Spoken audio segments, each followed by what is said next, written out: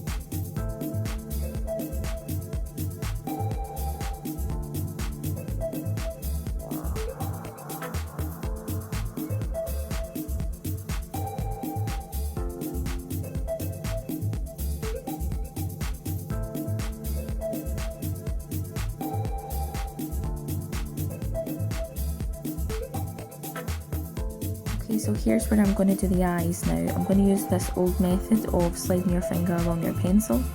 So using the edge of the pencils and your thumb to create the measurement of the eye. Measuring it along the line and pressing down so that you've got your measurement. You can see I've got it in the centre there. And then repeating this across the line so that I have got 5 eye widths. You equally could measure the length of the line and divide it by 5 if that suits you better.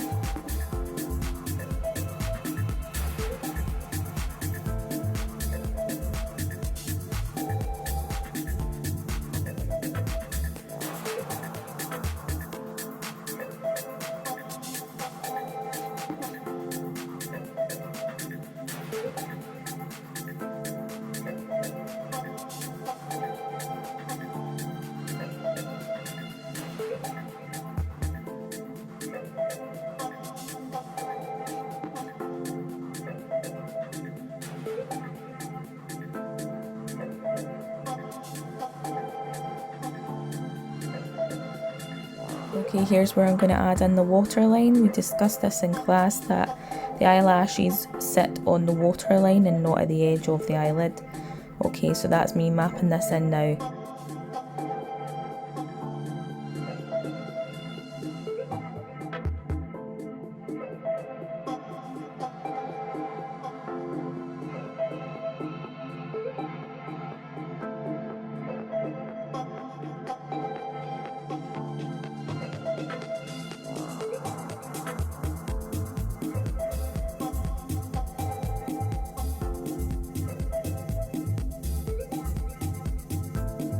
I'm going to map in the eyebrow, but I'm doing a very light basic shape of the overall eyebrow shape, and then I'll be able to draw in the directional hairs.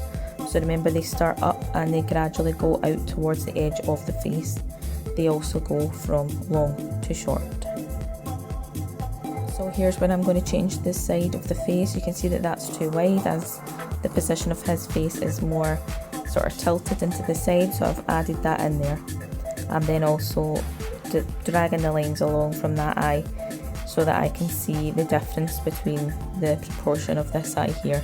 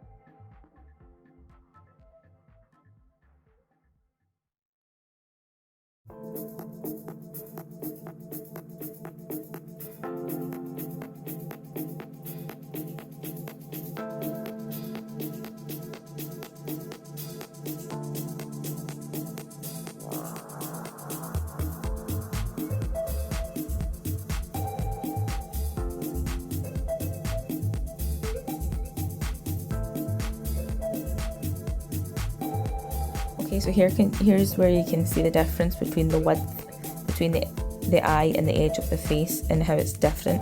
So here I'm adding in some slight hairs so that I can tell where the edge of the face is. It's staying the same as what I had it before, and I'm also mapping in as to where the ear is sitting.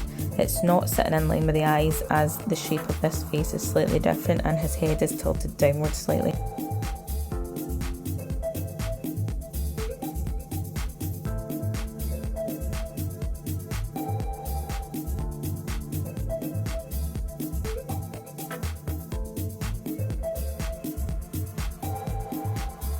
Here, the same as the top of the ear, it's not in line with the nose, it's slightly up, so I'm mapping that in just now.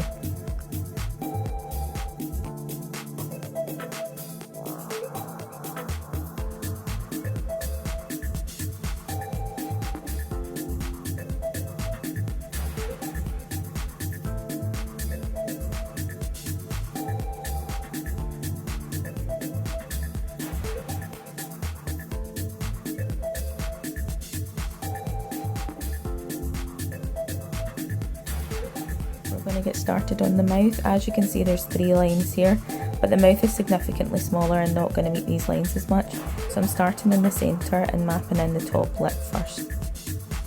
So the mouth is going to be important. On the reference image, I'm going to draw a line from the edge of the mouth upwards and see where it sits at, and in this case it's the edge of the iris, so that's what I'm mapping in now so that I've got that exact.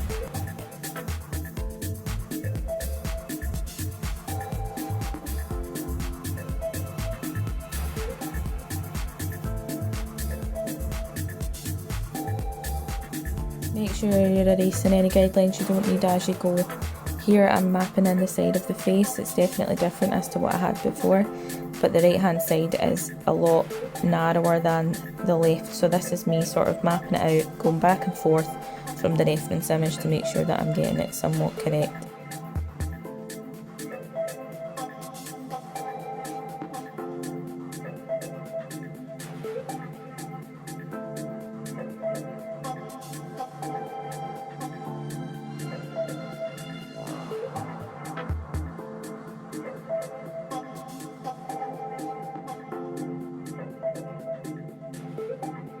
So here's what at the top of the head, I'm going to follow up the lines at the edges of the head to make sure that that's correct, and then I'm going to erase some guidelines and I'm going to map in any details that I see on the forehead, which is going to help me with the height that it needs to be.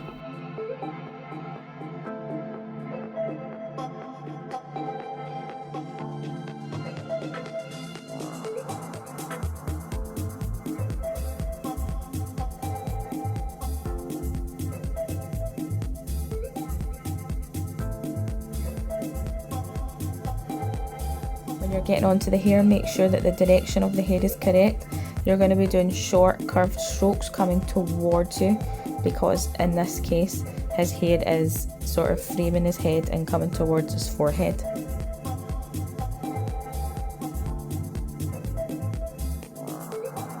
So that's us with our line and shape portrait drawing at the moment, folks, and we'll get on to colour soon.